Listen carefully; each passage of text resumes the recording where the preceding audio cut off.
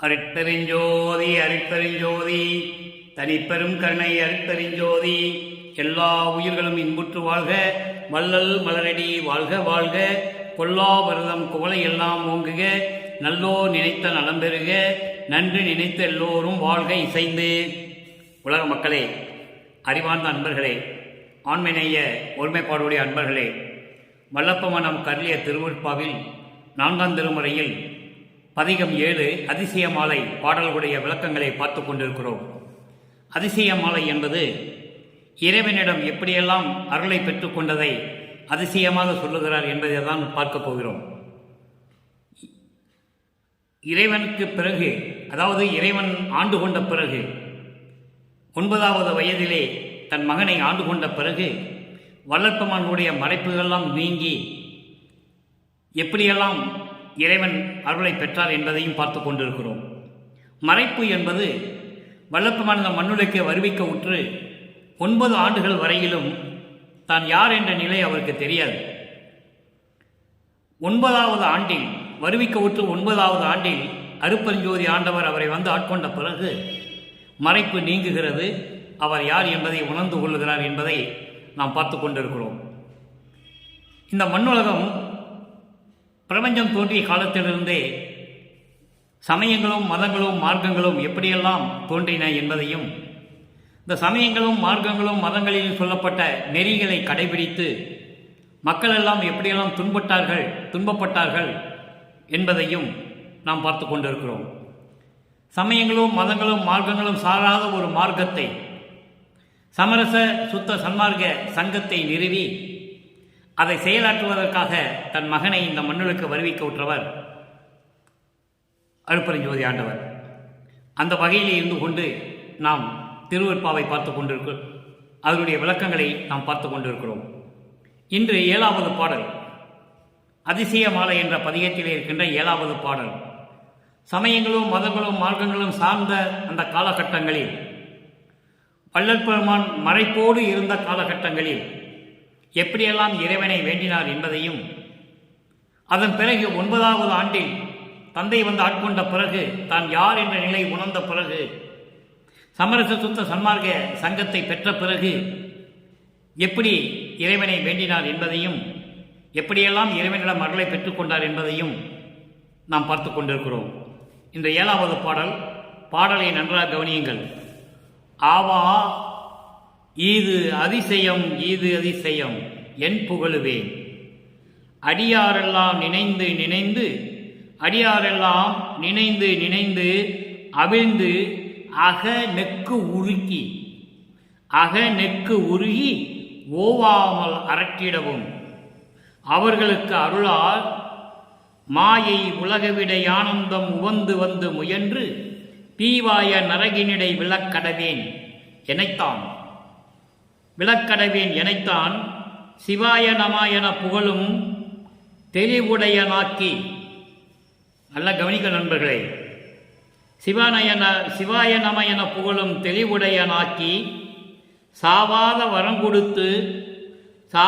வரம் கொடுத்து தனக்கு அடிமை பணிந்தான், தனித்த சிவகாமி வள்ளிக்கு இனித்த நடத்தவனே. இது பாடல். இப்போ இதுவரையிலும் அதிசயமலை மொத்தம் 14 பாடல்களை கொண்டது, 14 பாடல்களை கொண்டது. இதுவரை 6 பாடல்களுடைய விளக்கங்களை நாம் பார்த்திருக்கிறோம். இறைவனை வருந்தி வேண்டி தவம் இருந்தவர்களெல்லாம் இறைவனை பார்க்க முடியவில்லை. அவர்களுக்கெல்லாம் அருளை கொடுக்காமல் என்னை தேடி வந்து எனக்கு அருளை கொடுத்தான் என்று சொல்லியிருப்பார் 6 பாடல்களிலே. அதாவது பிரம்மன் முதல் திருமால் முதல் எல்லாருமே, வானவர்கள், தேவர்கள், முனிவர்கள், ரிஷிகள், தவம் இருந்து கொண்ட அருந்தவர்கள் எல்லாருமே முயன்று இறைவனை பார்க்க முடியாமல் புலம்பி அழுது கண்ணீர் விட்டு கதறிக்கொண்டிருக்கிறார்கள் இற்றைய பகல் வரை என்று சொல்லுகிறார்.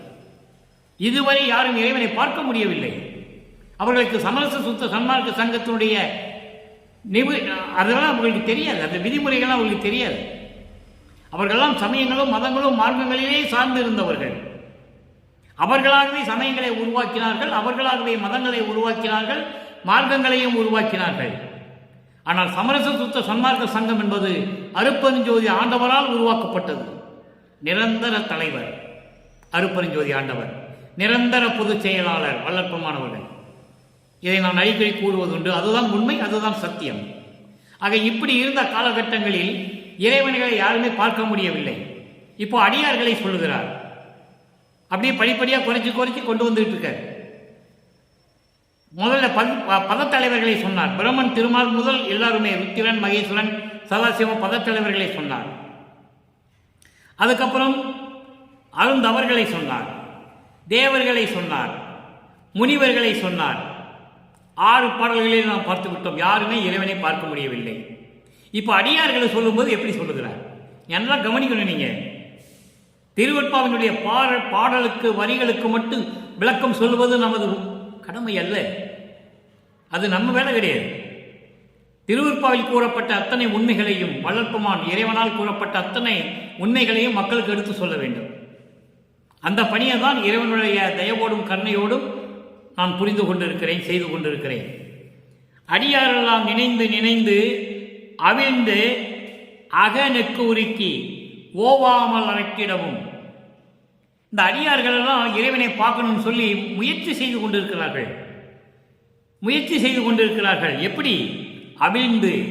அவிழ்ந்த என்பது பற்றுகளை நீக்கி, குற்றங்களை நீக்கி, பாசபந்தங்களை நீக்கி, உலக விடயங்களை நீக்கி, உள்ளம் உருகி, அகம் நெக்கு உருக்கி என்பது உள்ளம் உருகி ஓவாமல் அரக்கிடவும்.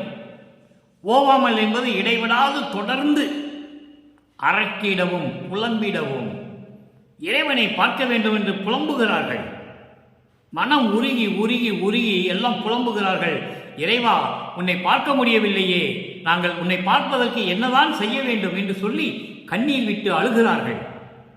அரக்கிடவும் அவர்களுக்கு அருளால், அவங்களுக்கெல்லாம் அருள் கொடுக்காம மாயை உலக விடை ஆனந்தம் உவந்து வந்து மாயைகளும் மயக்கங்களும் இந்த உலக ஆசைகளும் மகிழ்வோடு என்னை வந்து சேர்ந்து, எப்படி சொல்றார் பாருங்க, இதெல்லாம் சேர்ந்து முயன்று தீவாய நரகினிடை விலக்கடவேன் எனைத்தான். தீவாய என்பது நரகத்திலே இருப்பது போல, நெருப்பில் வாயில் இருப்பது போல என்று சொல்லுகிறார். அதாவது நெருப்பில் இருக்கின்றது போல, நரகத்தில் இருக்கின்றது போல நான் துன்பப்பட்டு கொண்டிருக்கிறேன். அப்படிப்பட்ட என்னை சிவாயனமா என்று புகழும், சிவாயனமா என புகழும். நான் சிவாயனமா என்று சொல்லிக் கொண்டிருந்த என்னை, சிவாயனமா என்று சொல்லிக் கொண்டிருந்த என்னை தெளியவனாக்கி. நல்லா புரிஞ்சுக்கணும் நீங்க. அப்போ சிவாயனம் என்று சொல்லுகின்றவனை தெளியவனாக்கி எல்லா விஷயத்தையும் சொல்லி, எப்படி மகனே, சமயங்களும் மதங்களும் மார்க்கங்களும் தான் என்னை சிவாயனம் என்று சொன்னன. அவர் அந்த மதங்களும் சமயங்களும் மார்க்கங்களை சார்ந்தவர்கள் தான் என்னை சிவாயனம் என்று சொன்னார்கள், நமச்சிவாயம் என்று சொன்னார்கள், சிவசிவாய் என்று சொன்னார்கள். நீ சொல்ல வேண்டிய அவசியம் இல்லை. உன்னிடம் நான் சமரச சுத்த சன்மார்க்கத்தை கொடுத்து விட்டேன் என்று என்னை தெளியவனாக்கி. அப்புறம் எப்படி அருட்பெருஞ்சோதி சொல்ல சொன்னார்? அது பின்னால் விளக்கம் வருது, 6ஆம் திருமுறையில் வருது. இந்த பாடலுக்கு ஒத்த விளக்கம் பின்னால் இருக்கு. சிவாயனமா என்று சொல்லிக் கொண்டிருந்த என்னை தெளியவனாக்கி, என்னை தெளிவுபடுத்தி, சாவாத வரம் கொடுத்து. நல்ல கவனிக்க நண்பர்களே, அவர் சிவாயனம நமச்சிவாயன் சொல்லும் போதெல்லாம் அவருக்கு சாதாரண வரம் கிடைக்கவில்லை, மறைப்பு நீங்கவில்லை. முதலிலே அவர் யார் என்றே தெரியாது அவருக்கு. இந்த உலகிலே, மண்ணுலகிலே நம்ம பிறந்திருக்கோம் தான் தெரியும். இறைவனால் வருவிக்க விட்டவன் என்றது அவருக்கு தெரியாது. அப்போ 9 ஆண்டுகள் கழித்து அவர் வந்து ஆட்கொண்ட பிறகு, தந்தை மகனை ஆட்கொண்ட பிறகு தன்னை யார் என்று உணர்கிறார். எதுக்காக இந்த மண்ணுக்கு வருவிக்க விட்டோம் என்று உணர்கிறார்.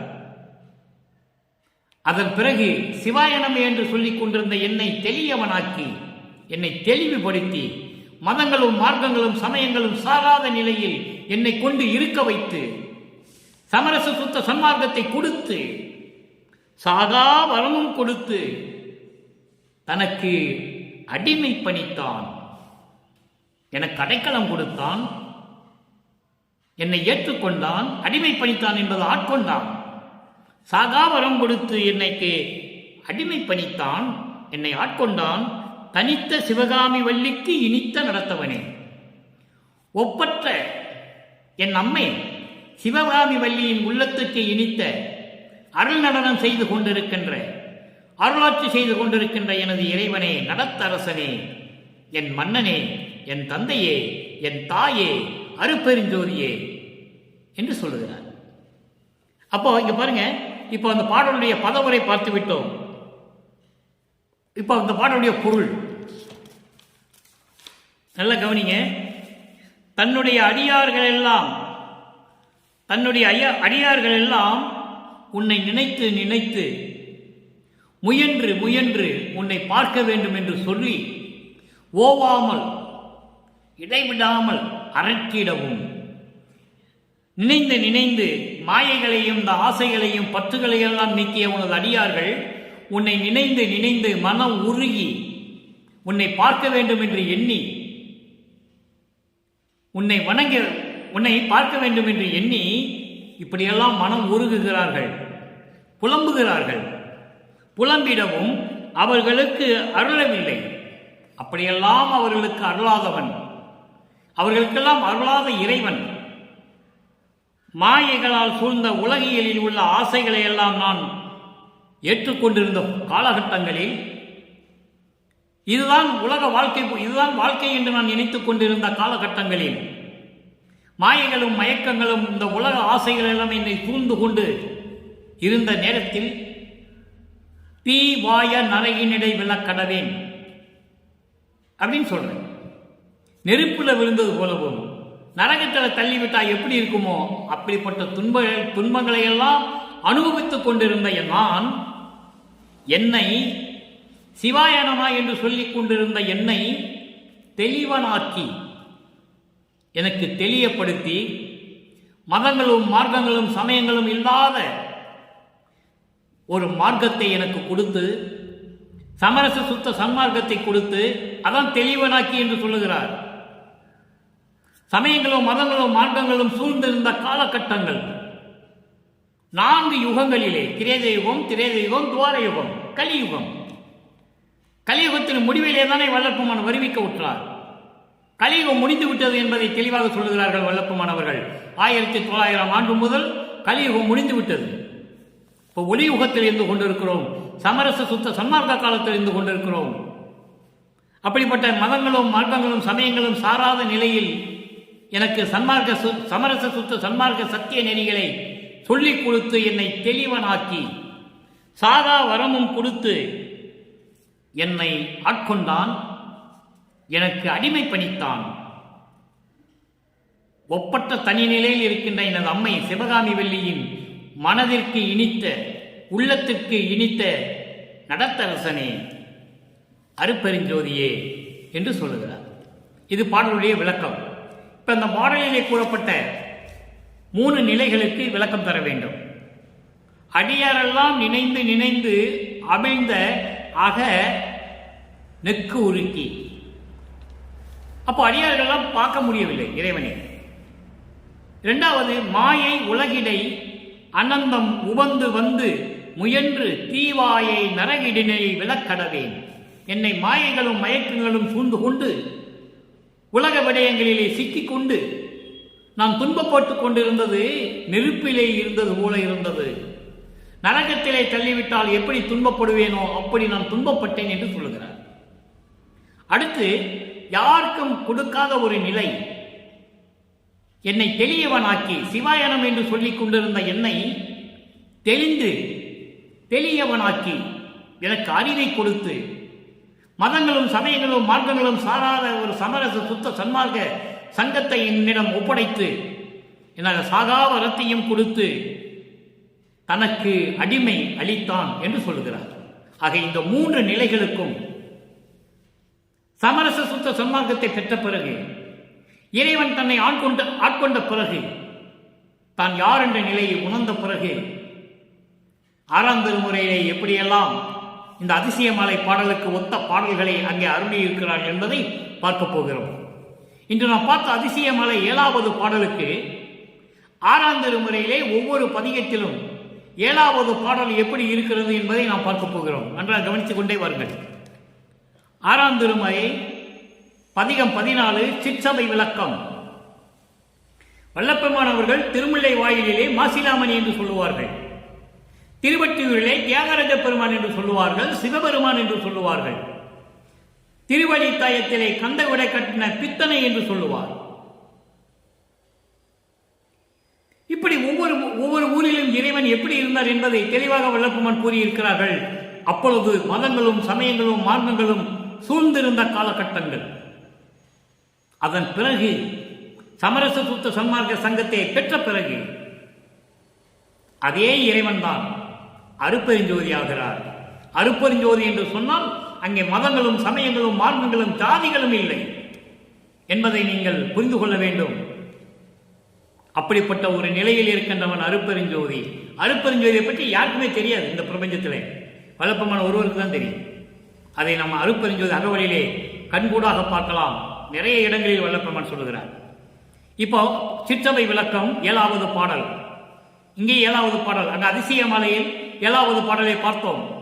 அதற்கு தேவையான கருத்துக்கள், அந்த அனுபவங்கள், இறையருளை பெற்ற அந்த அனுபவங்களை எல்லாம் வல்லப்பெருமான் இங்கே சொல்லுகிறார். 7வது பாடல், தூய நெஞ்சினேன் அன்று. ஒவ்வொரு வார்த்தையிலும் அற்புதமாக சொல்லியிருப்பார். தூய நெஞ்சினேன் அன்று நின் கருணை சுகம் விளைந்திலே, எனினும் பொய் உலக மாய வேண்டிலே, பொய் உலக மாயம் வேண்டிலே வந்து நிற்கின்றேன். வல்லலே உன்றன் மனக்குறிப்பு அறியே, ஈய வாய்த்த நல்கருணம் ஈது அருள்க. எந்தை நின் மலர்க்கு இணையடி அல்லால் தாயம் ஒன்றிலே, தாயம் ஒன்றிலே தனி வடல் அரசே சத்திய சபை தனி பெரும்பதியே. பாடம் அற்புதமா இருக்கிறது. அதாவது நான் உண்மையான ஒரு உள்ளத்தோட நான் இல்லை, தூய என் உள்ளம் தூய்மையாக இல்லை. அன்று என்று ஆட்கொள்ளாதவரை, இறைவன் வந்து ஆட்கொள்ளாதவரை 9 வயதிற்கு முன்னால், இறைவனை பற்றி சொல்லும்போது வயது குறிப்பிட வேண்டிய அவசியம் இல்லை. மண்ணுலக்கு வருவிக்கவுற்று 9 ஆண்டுகளுக்கு முன்னால் அவர் யார் என்ற நிலை வல்லப்பெருமானுக்கு தெரியாது. அப்போ அந்த நிலையில் இருக்கும்போது நின் கருணை சுகம் விளைந்திலே, உன்னுடைய கருணை, அந்த இன்பம், உன்னுடைய கருணையும் தயவையும் உன் பேர் இன்பத்தையும் நான் அறிய முடியவில்லை அன்று. எனினும் இருந்தாலும் பொய் உலக மாயம் வேண்டிலே, இருந்தாலும் இந்த பொய்யான உலக நடையிலே இருக்கின்ற அந்த மாயைகளையும் மயக்கங்களையும் நான் வேண்டுவதில்லை. வந்து நிற்கின்றேன், உன் முன்னால் வந்து நிற்கின்றேன். வல்லலே உன்றன் மனக்குறிப்பு அறியே. இறைவா, உன் மனதில் என்ன நினைத்துக் கொண்டிருக்காய் என்று எனக்கு தெரியவில்லை. நீ என்ன நினைத்துக் கொண்டிருக்கிறாய், என்னை பற்றி என்ன நினைத்துக் கொண்டிருக்கிறாய் என்று எனக்கு தெரியவில்லை. ஈய வாய்த்த நல் தருணம் ஈது அருள்க. இதுதான் நல்ல நேரம் அருளை கொடுப்பதற்கு, உடனடியாக எனக்கு அருள்வாயாக என்று சொல்லுகிறார். ஈய வாய்த்த, ஈய வாய்த்த என்பது இதுதான் கொடுப்பதற்கு, உன்னுடைய அருளை எனக்கு கொடுப்பதற்கு இதுதான் நல்ல தருணம் என்று சொல்லுகிறார். ஈது அருள்க, இப்போதே கொடுத்துருன்னு சொல்றாரு. ஈது என்பது இப்போதே, உடனே கொடுத்துரு, அப்புறம் உனக்கு மனசு மாறிடும். உன்னை எத்தனை யுகத்தில் நான் திருவிளையாடல் செஞ்சதை நான் பார்த்துருக்கேன். ஒவ்வொரு யுகத்திலையும் சொல்லுவார், ஒரு பாடலில் சொல்லுவார், ஒவ்வொரு யுகத்திலையும் உன்னை திருவிளையாடலை எப்படியெல்லாம் நான் பார்த்துருக்கேன். அன்னைக்கே நான் சொன்னேன் என்னை நீ தெருவில் விட்டுருவேன்னு, இன்னைக்கு என்னை தெருவில் விட்டுட்ட. திருவொற்றியூரை வச்சு சொல்றார், தான் யார் என்ற நிலையை உணர்வதற்கு முன்னால். அப்போ என்னை இப்ப தெருவில் விட்டுட்ட, என் மேல ஒண்ணு பழி கிடையாது, உலகம் உன்னை தூற்றும், உன்மேல் பழி சுமத்தும். பெற்ற பிள்ளையை தெருவில் விட்டு விட்டானே ஒரு தந்தை என்று உன்னை இந்த உலகம் பழிக்கும், அந்த பழி சொல்லுக்கு ஆளாகாதே என்று சொல்கிறார். அற்புதமாக இருக்கும் நண்பர்களே. திருவருட்பாவில் இருப்பது அத்தனையுமே அருள் அமுதம், அருள் கடல், பிரபஞ்சத்தின் உண்மைகள் நிறைந்தது. எல்லாருமே பிரபஞ்சம் தோன்றிய காலத்திலிருந்தே போற்றி போற்றி என்று பாடினார்கள். சுயநலத்திற்காக அருளை பெற்றுக் கொண்டு சென்று விட்டார்கள், முத்தியடைந்து விட்டார்கள். கர்ம சித்தியும் யோக சித்தியும் பெற்றுக்கொண்டு சென்று விட்டார்கள். ஞான சித்திக்கு யாருமே வரவில்லை என்பதை இங்கே நான் குறிப்பிடுவதற்கு கடமைப்பட்டிருக்கிறேன், பதிவு செய்கிறேன். உண்மை, அத்தனையும் உண்மை. திருவருட்பாவிலே சத்தியங்கள் நிறைந்திருக்கின்றன, உண்மைகள் மண்டி கிடக்கின்றன. எடுத்து சொல்வதற்கு ஆள் இல்லை, மக்களிடம் கொண்டு போய் சேர்ப்பதற்கு ஆள் இல்லை. ஆக இப்படிப்பட்ட நிலையில் இருந்து கொண்டு நீங்கள் வளர்ப்பமானை நினைத்து பார்க்க வேண்டும். இறைநிலையில் இருக்கின்றவர் ஈய வாய்த்த நல் தருணம் இது அருள்க எந்தை எனது தந்தையே, நின் மலர் இணையடி அல்லால் மலர் போன்று உனது சிவந்த இந்த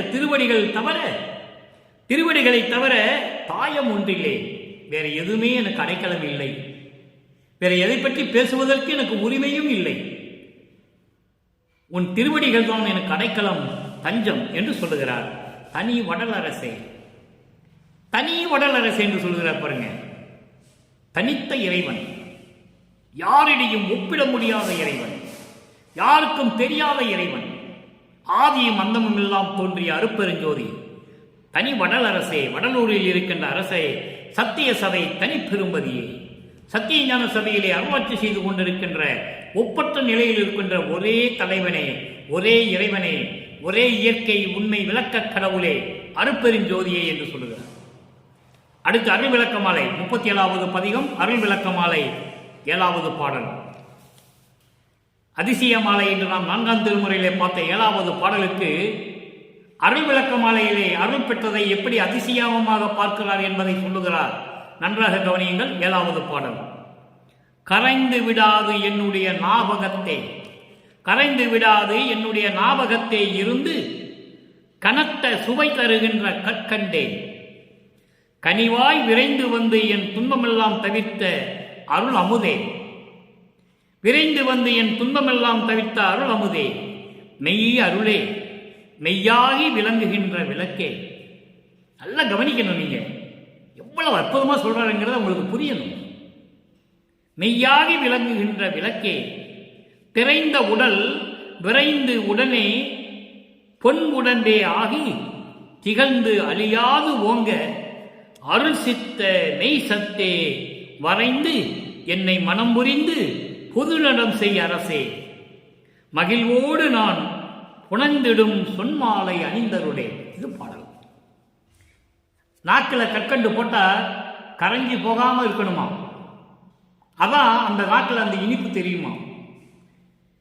நாக்கில் கற்கண்டு வச்சு கரைஞ்சி போயிடுச்சுன்னா கொஞ்ச நேரம் தானே இனிக்கும், அது நிலைச்சு நிற்காது இல்லை. இது உலகியல் விளக்கம். கரைந்திடாது என்னுடைய ஞாபகத்தை இருந்து கனத்த சுவை தருகின்ற கற்கண்டே. இதுக்கு என்ன அர்த்தம்னா, கற்கண்டை நாக்கில் வச்சோம்னா கரைஞ்சு போயிடும், ஆனால் கரையாம இருக்கணும். அதுக்கு சொல்லுகிறார் பாருங்கள். உன்னை விலகாது, உன்னை பிரியாது எப்பவுமே என் உள்ளத்தில் வைத்துக்கொண்டு பேரின்பமாக இருக்கின்றேன் என்று சொல்கிறார். கரைந்து விடாது என்னுடைய ஞாபகத்தே இருந்து கனத்த சுவை. கனத்த சுவை என்பது மிகுந்த சுவை கொண்ட தருகின்ற கற்கண்டே.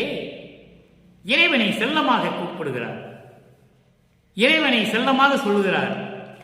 காதல் கொண்டு இறைவன் மீது, தன் தந்தை மீது அளவிலா காதல் கொண்டு சொல்லுகிறார். கரைந்து விடாது என்னுடைய ஞாபகத்தை இருந்து கனத்த சுவை தருகின்ற கற்கண்டே, கனிவாயினா இரக்கமுடையவனே, தயவும் கருணையும் கொண்ட கருணையின் கடலே, விரைந்து வந்து என் துன்பமெல்லாம் தவிர்த்த அருளமுதே, விரைந்து வந்து என் துன்பங்களை எல்லாம் நீக்கிய அருளமுதே, மெய் அருளே, சத்திய பொருளே என்று சொல்கிறார். உண்மையான அருளை கொடுக்கக்கூடிய சத்திய பொருளே, மெய்யாகி விளங்குகின்ற விளக்கே, அருப்பெருஞ்சோதியே, இயற்கை உண்மையின் விளக்கமாக இருந்து கொண்டு பரிபூரணமாக பிரபஞ்சத்தில் ஒளி வீசிக் கொண்டிருக்கின்ற விளக்கே என்று சொல்லுகிறார். அதான் அருப்பெருஞ்சோதியே. திரைந்த உடல் விரைந்து உடனே பொன் உடம்பே ஆகி திகழ்ந்து அறியாது ஓங்க. இந்த தளர்ந்த உடம்பு, சுருங்கி போற உடம்பு, வயது மூப்பு வந்து விட்டால் இந்த தோல் சுருங்கி விடும். இப்படிப்பட்ட உடம்பை விரைந்து வந்து பொன் உடம்பாக்கி, பொன் உடம்பு என்பது சுத்த தேகம், மந்திர வடிவம் என்பது பிரணவ தேகம், ஞான வடிவம் என்பது ஞான தேகம், அருள் வடிவம் என்று சொல்லுவார்.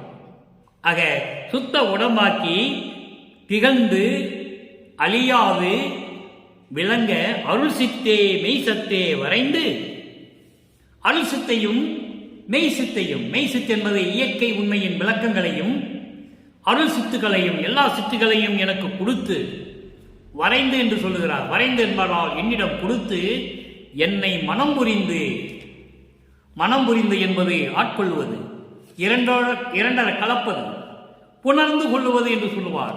புணர்ந்தருள் புணர்ந்தருள் எனையே என்று சொல்லுவார். கலந்தருள் எண்ணையே என்று சொல்லுவார்.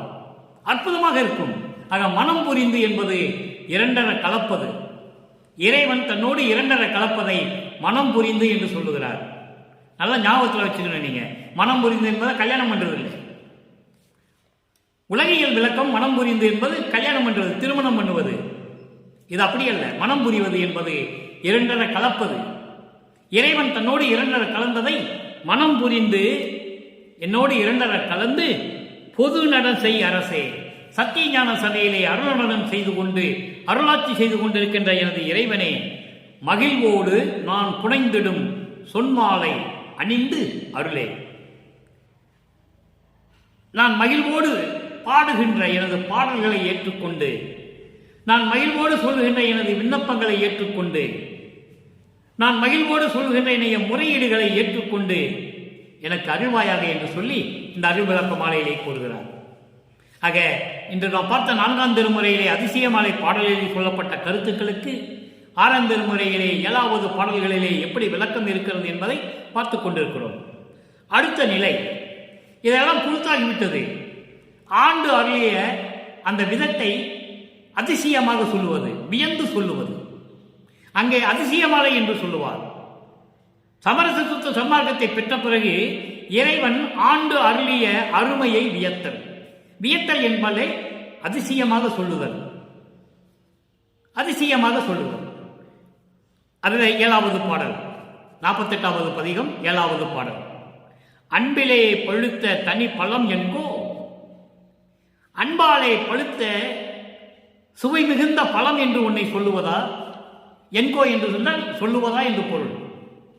அன்பிலே பழுத்த தனி பழம் என்று சொல்லுவதா? அன்பிலே பழுத்த பழம் என்று சொல்லுகிறார்.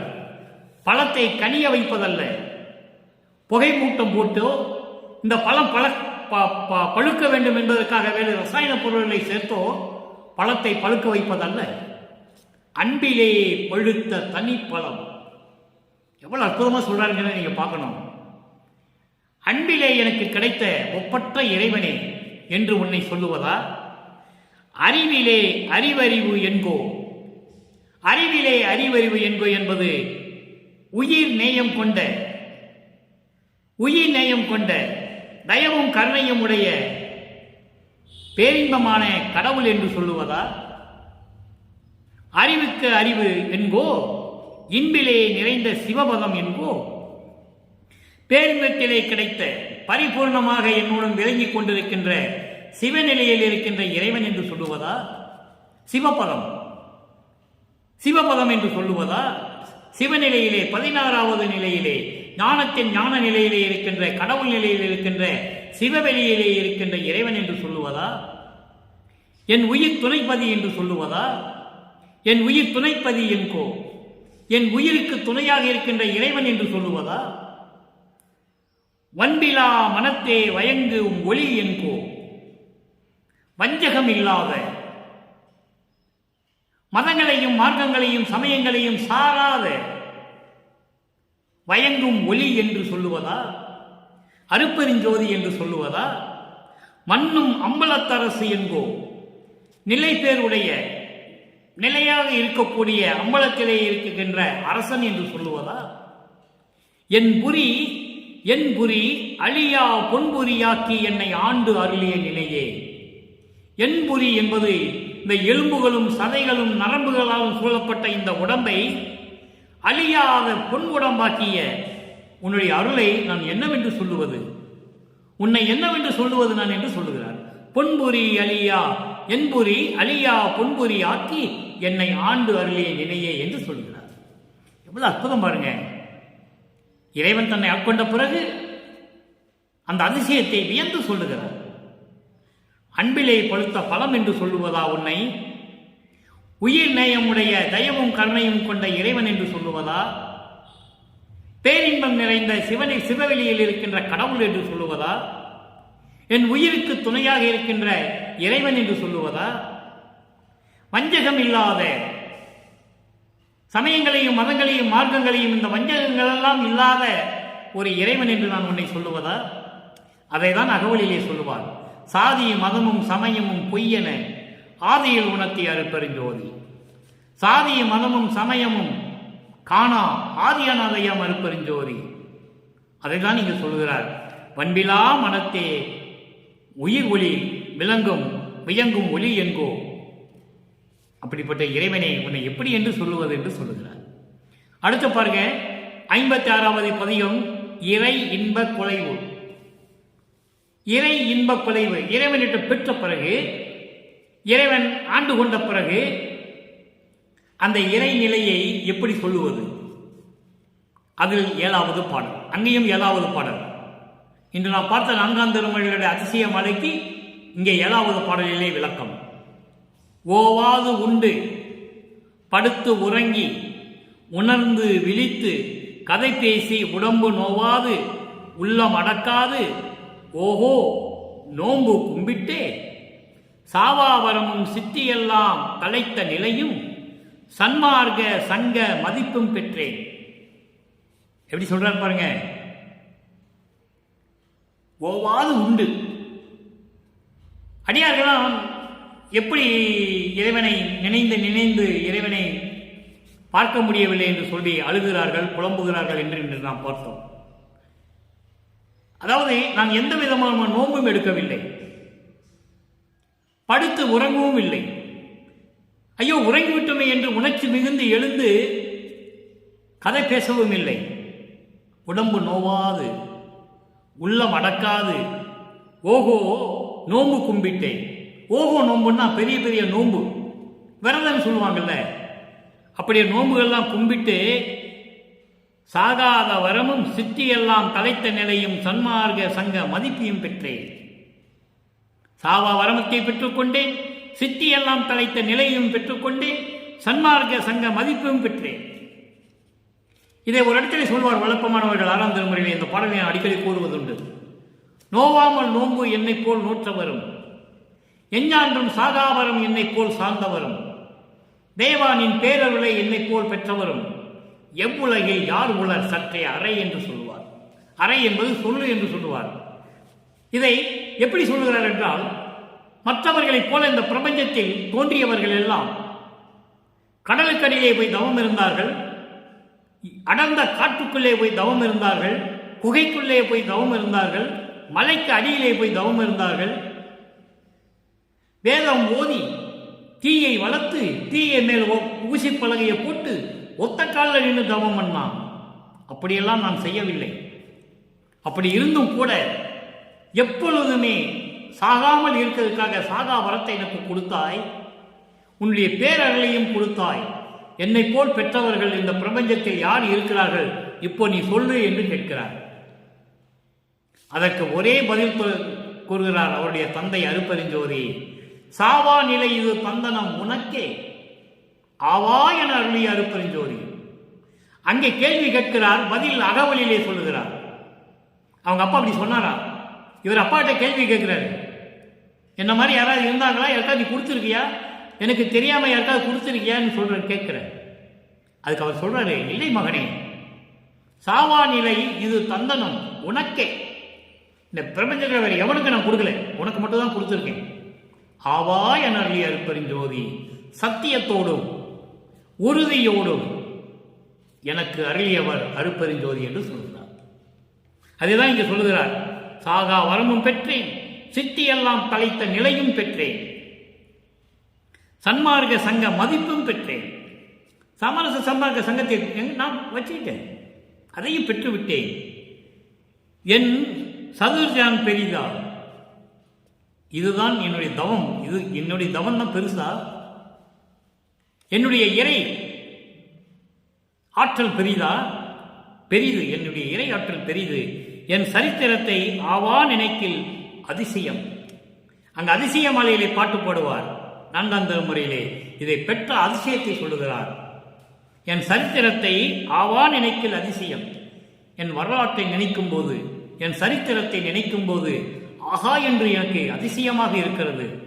ஆவா நினைக்கில், நினைத்து பார்க்க பார்க்க பார்க்க, எண்ணி பார்க்க பார்க்க பார்க்க எனக்கு அதிசயமாக இருக்கிறது என்று சொல்லுகிறார். என் அப்பா, அரசே, அமுதே, என் ஆவிக்கினிய துணையே, என் உயிருக்கு இனிய துணையே, என் அன்பே, அறிவே, அருள்ஜோதி தேவா, அருப்பெருஞ்சோதி ஆண்டவரே, தேவா, அருப்பெருஞ்சோதி ஆண்டவரே, இது நின் செயல். இச்செயலை நினைக்கும் தோறும் எனது சிந்தை கனிந்து, எனது உள்ளம் கனிந்து உருகி, கனிந்து கனிந்து உருகி, நினைத்து நினைத்து என் உள்ளம் நினைத்து நினைத்து உருகி பெல்லாம் ஆரமுதமானதுவே. அமுதம் போன்று இருக்கிறது. உன்னை பற்றி இப்படியெல்லாம் எனக்கு கொடுத்ததை நினைத்து பார்க்கும்போது எனக்கு அமுதமாக என் உள்ளம் இனிக்கின்றது என்று சொல்லுகிறார். இறுதியாக ஒரே ஒரு பாடலுடைய விளக்கம். அழிவுறா அருள் வடிவ பேரு 94வது பதிகம் 6ஆம் திருமுறை. அழிவுறா அருள் வடிவ பேரு, அழியாத அந்த வடிவத்தை, அந்த தேகத்தை பெற்றது, அந்த பாக்கியத்தை சொல்லுகிறார். அழிவுறா அருள் வடிவ பேரு, அந்த அருள் வடிவத்தை பெற்ற பாக்கியம் எப்படி? அழிவுறாது மரணமில்லா பெருவாழ்வை சொல்கிறார். வயங்குகின்ற சிற்றம்பலம் தனிலே வளர்கின்ற பெருவாழ்வே. சிற்றம்பலத்திலே விளங்கிக் கொண்டிருக்கின்ற அருப்பெருஞ்சோதியே வளர்கின்ற பெருவாழ்வே என்று சொல்லுகிறார். பிரபஞ்சம் முழுவதும் பரிபூர்ணமாக ஒளி வீசிக் கொண்டிருக்கின்ற அருப்பெருஞ்சோதி ஆண்டவரே, மயங்கூறாது மெய்யறிவிலே விளங்கிய மாமணி விளக்கே, மயங்கூறாது மெய்யறிவிலே விளங்கிய மாமணி விளக்கே, எனது மாயைகளையும் மயக்கங்களையும் எல்லாம் நீக்கிவிட்டு, அப்படின்றால் என்ன? சமயங்களும் மதங்களும் மார்க்கங்களும் சாராத நிலையில் என்னை இருக்க வைத்து, அப்படி என் அறிவிலே விளங்கிக் கொண்டிருக்கின்ற, சமயங்களையும் மதங்களையும் மார்க்கங்களையும் சாராத ஒரு இறைவனாக விளங்கிக் கொண்டு என் அறிவிலே விளங்கிக் கொண்டிருக்கின்ற மாமணி விளக்கே, அருப்பெருஞ்சோதியே, இங்கு இயங்கும் சிற்றடியேன், இங்கு இயங்கும் சிற்றடியேன் மொழி விண்ணப்பம் ஏற்று அருள் புரிந்தாயே. இங்கு என்பது இந்த மண்ணுலகிலே, இப்பொழுது இந்த மண்ணுலகிலே உன்னாலே வருவிக்க உற்று, உன்னாலே இந்த மண்ணுலைக்கு வருவிக்க உற்றிருந்த இந்த சிறியேன், இந்த மண்ணுலகிலே துன்பங்களையும் துயரங்களையும் பட்டு கொண்டிருந்த இந்த சிறியனுடைய விண்ணப்பம், மொழி விண்ணப்பம், நான் சொன்ன விண்ணப்பங்களை எல்லாம் கேட்டு ஏற்றுக்கொண்டு எனக்கு அருள் புரிந்தாயே என்று சொல்லுகிறார். எவ்வளவு அற்புதம் பாருங்க. இதெல்லாம் யாராவது சொல்லியிருக்காங்களா இது வரைக்கும்? எத்தனையோ புராணங்கள் தோன்றி இருக்கின்றன, எத்தனையோ கவிஞர்கள், புலவர்கள், முனிவர்கள், ரிஷிகள் எல்லாம் நடந்துட்டு தான் இருந்திருக்கு. ஆனா இது யாராவது சொல்லியிருக்காங்களா? இல்லை. இங்கு இயங்கும் சிற்றடியேன் மொழி விண்ணப்பம் ஏற்று அருள் புரிந்தாயே. தயங்கும் இவ்வுடல் எற்றையும் அழிவுறா தனி வடிவு ஆனமாறே, தனி வடிவு ஆமாறே.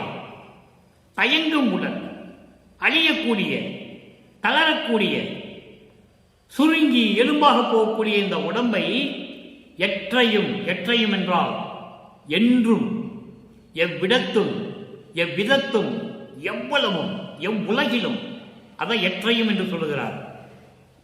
அழிவுறா தனி வடிவு ஆமாறே. மரணமில்லா பெருவாளை கொடுத்து, அந்த ஒப்பற்ற வடிவத்தை கொடுத்த, அழிவுறாத அந்த தேகத்தை கொடுத்த எனது இறைவனே, அருப்பெருஞ்சோதியே என்று சொல்லுகிறார். ஆக அதிசய மாலையிலே எப்படி யாரும் பார்க்கும் அடியார்கள் முயன்றும் நினைந்தும் தொடர்ந்து இறைவனை போற்றி வணங்கியும் பாடியும் கூட அவர்களால் இறைவனை பார்க்க முடியவில்லை. அவர்களுக்கெல்லாம் இறைவன் அருளவில்லை. அப்படிப்பட்ட இறைவன் மாயைகளாலும் மயக்கங்களாலும் சிக்கிக்கொண்டு இந்த உலக நடையிலே துன்பப்பட்டுக் கொண்டிருந்த என்னை தேடி வந்து எனக்கு எல்லா அருளையும் கொடுத்தான், சாகா வரத்தை கொடுத்தான், தனக்கு அடிமையாக்கினான். தனித்த சிவகாமி வள்ளிக்கு இனித்த நடத்தவனே, நடத்தரசை என்று சொல்லுவார். அதற்கு இவ்வளவு விளக்கங்கள் இருக்கின்றன. சமரச சுத்த சன்மார்க்கத்தை பெற்ற பிறகு அத்தனை விளக்கங்களையும் தெல்ல தெளிவாக ஒளிவு மறைவின்றி பிரபஞ்சத்தின் உண்மைகளை தெளிவாக கூறியவர் நமது இறைவன் வல்லப்பமான அவர்கள் என்பதை இங்கே நான் சொல்ல கடமைப்பட்டிருக்கிறேன். நான் வல்லப்பமான இறைவன் என்றுதான் சொல்லுவேன். அவர் அருப்பெருஞ்சோதியினுடைய ஒரு பகுதி. பிரிந்து இருந்த அருப்பெருஞ்சோதியுடன் மீண்டும் இணைகிறார். இதுதான் கான்செப்ட். அவர் இந்த மண்ணுக்கு வருவிக்க விட்ட கான்செப்டே அதான். சமரச சுத்த சன்மார்க்கத்தை உலக மக்களிடையே சொல்லுவதற்காகவும் உயிரின் மேல் தயவும் கருணையும் காட்டியிருக்க வேண்டும் என்பதற்காகவும் மனிதர்கள் ஜீவகானிய ஒழுக்கத்தில் இருந்து கொண்டு முடிந்த அளவு இந்திரிய ஒழுக்கம், கர்ண ஒழுக்கம், ஜீவ ஒழுக்கம், ஆன்ம ஒழுக்கம் என்ற ஒழுக்கங்களை முடிந்த அளவு பின்பற்றிக் கொண்டு இறைவனுடைய அருளை பெற வேண்டும் என்பதற்காகவும் இதற்காகவே வருவிக்க விட்டவர் என்பதை சொல்லுவதில் பெரும் மகிழ்ச்சி அடைகிறேன்.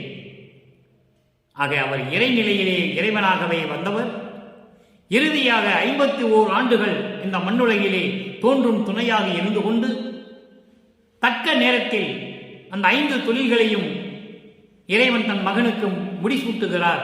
அதை ஏற்றுக்கொண்டு சித்தி வளாகத்திலே இருந்து கொண்டு இந்த பிரபஞ்சத்தை இயக்கிக் கொண்டிருக்கிறார் என்பதை சொல்லிக் கொள்வதில் பெரும் மகிழ்ச்சி அடைகிறேன், பேரின்பம் அடைகிறேன்.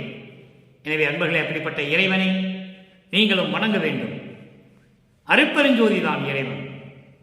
அதில் எந்த விதமான மாற்றமும் இல்லை, ஐயம் இல்லை. தைரியமாக உறுதியாக அந்த இறைவனை பற்றிக் கொள்ள வேண்டும். கொலையும் புலையும் தவிர்க்க வேண்டும். உயிர்களை கொலை செய்வதை நிறுத்த வேண்டும். மாமிச உணவுகளை உட்கொள்வதை நிறுத்த வேண்டும். இறைவனை சொல்லுகிறார், நான் சொல்லவில்லை. இறைவன் சொல்லி நாம் தெரிந்து கொண்டிருக்கிறோம். திருந்தி சைவ நெறியில் வந்து கொண்டிருக்கிறோம். அதுதான் உண்மை, அதுதான் சத்தியம். அப்படி நெறியில் இருந்து கொண்டு, சைவ நெறியில் இருந்து கொண்டு, கொல்லா விரதம் தன்னை கொல்லாரை காணில் ஒரு புல் என எண்ணி புறம்பொழிகை என்று சொல்லுவார். கொல்லாமை விரதம் தன்னை கொண்டார் தம்மை தல்லானை, கொலையும் புலையும் தல்லாரை தள்ளுவானை என்று சொல்லுவார். அன்பர்களே, நேரம் கடந்து கொண்டிருக்கிறது. பேச வேண்டுமென்றால் எவ்வளவு வேணாலும் விளக்கம் சொல்லலாம். எனவே இந்த பாடலுக்கு ஏற்றபடி அதிசய மாலை 4ஆம் திருமுறையில் 7வது பாடலுடைய விளக்கங்களை தெளிவாக பார்த்து விட்டோம் என்பதை கூறிக்கொண்டு, நீங்களும் இறைவனை வணங்கி மண் அகழ்விளக்கிலே தீபமேற்றி சமயங்களிலும் மதங்களிலும் மார்க்கங்களிலும் சாராத, அதாவது இந்த சங்கற்ப விகற்பங்களை கடைபிடிக்காது மண்ணகல் விளக்கிலே தீபமேற்றி முன்னால் அமர்ந்து கொண்டு இறைவனை வணங்கி இறைவனிடமிருந்து எல்லா பொருளையும் செல்வங்களையும் பெற்றுக்கொண்டு நீங்கள் மனைவி, மக்கள், உறவினர்கள் எல்லோரோடும் இன்பமாக வாழ வேண்டும் என்றும் நோயற்ற வாழ்வில் வாழ வேண்டும் என்றும் இறைவனுடைய தயவாலையும் கருணையாலையும் வேண்டிக் கொண்டு இந்த வள்ளலார் ஒளியன் விடைபெறுகிறேன். மீண்டும் நாளை சந்திப்போம். நன்றி, வணக்கம். அருட்பெருஞ்சோதி, அருட்பெருஞ்சோதி, தனிப்பெரும் கருணை அருட்பெருஞ்சோதி.